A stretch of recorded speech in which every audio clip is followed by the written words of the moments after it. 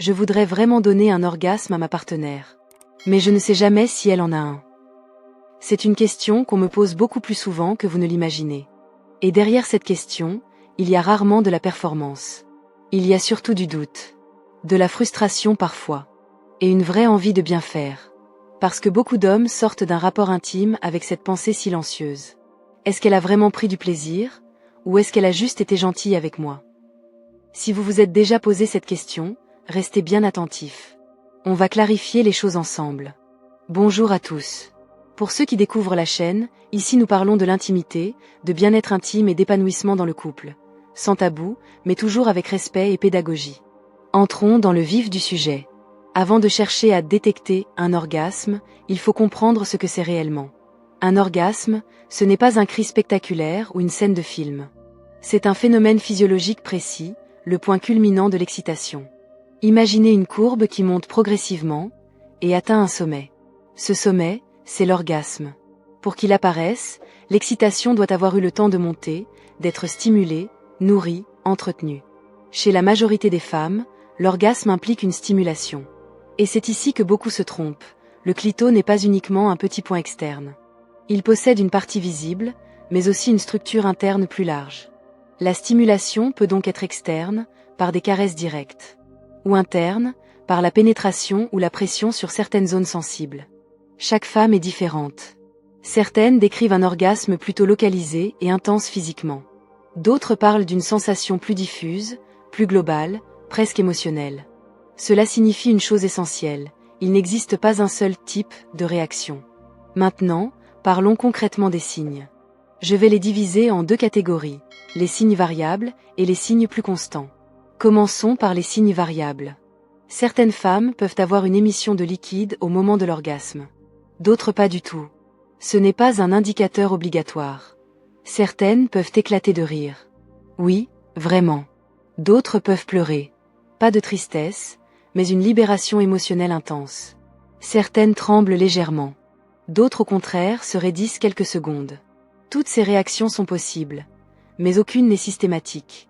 C'est pour cela qu'il est dangereux de se baser uniquement sur ce que vous avez vu ailleurs ou sur ce que vous pensez être normal. Passons maintenant aux signes plus constants, ceux qui relèvent de la physiologie. Premièrement, l'accélération du rythme cardiaque. Le cœur bat plus vite. C'est automatique.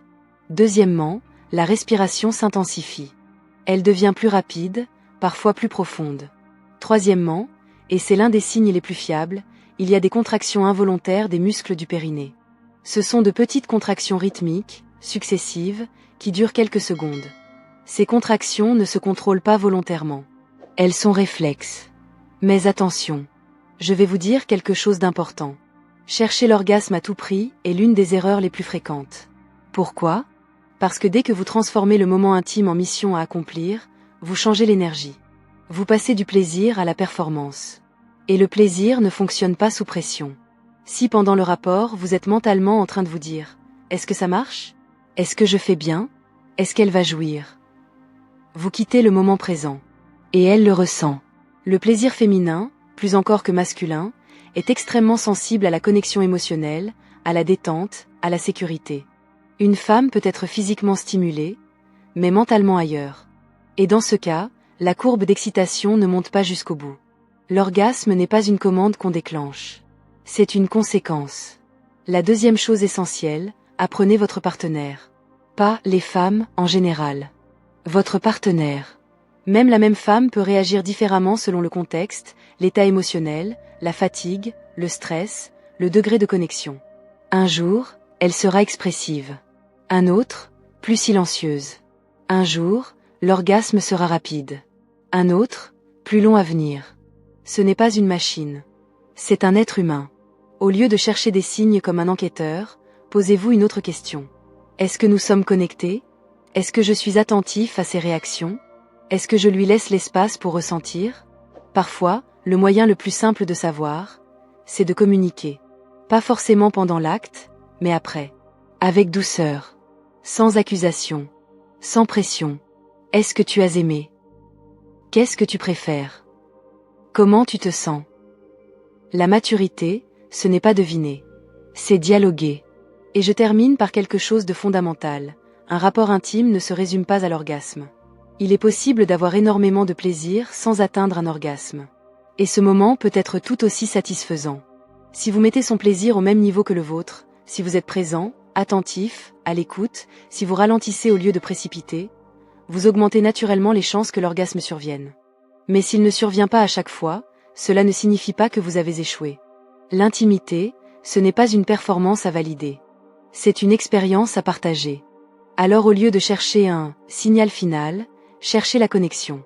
Si cette vidéo vous a aidé, dites-moi en commentaire ce que vous en pensez. Avez-vous déjà douté? Avez-vous déjà eu cette question en tête? Partagez-la à quelqu'un qui pourrait en avoir besoin. Prenez soin de votre partenaire. Et prenez soin de vous. On se retrouve très vite dans une prochaine vidéo.